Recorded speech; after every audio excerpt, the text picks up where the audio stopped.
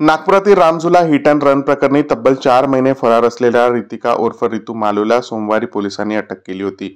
या प्रकरणी मंगळवारी पोलिसांनी रितूला न्यायालयात हजर करत पोलीस कोठडीची मागणी केली होती। मात्र न्यायालयाने रितूची अटक बेकायदेशीर असल्याचे सांगत तिची तात्काळ सुटका करण्याचे आदेश दिले आहेत।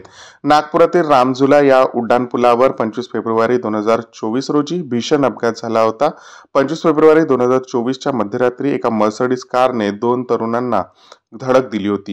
ही घटना इतकी भीषण होती की त्यात त्या दोघांचाही मृत्यू झाला होता। मोहम्मद हुसेन व मोहम्मद आतिफ मोहम्मद जिया अशी मृत झालेल्या दोघांची नावे आहेत। या अपघातानंतर आरोपी मालू ही फरार होती। या प्रकरणी पोलिसांकडून आरोपीचा शोध सुरू होता। अखेर 4 महिन्यांनी म्हणजेच 1 जुलै 2024 रोजी तिने स्वतःहून आत्मसमर्पण केले। या प्रकरणी पोलिसांनी रितूला पोलीस कोठडीची मागणी केली होती।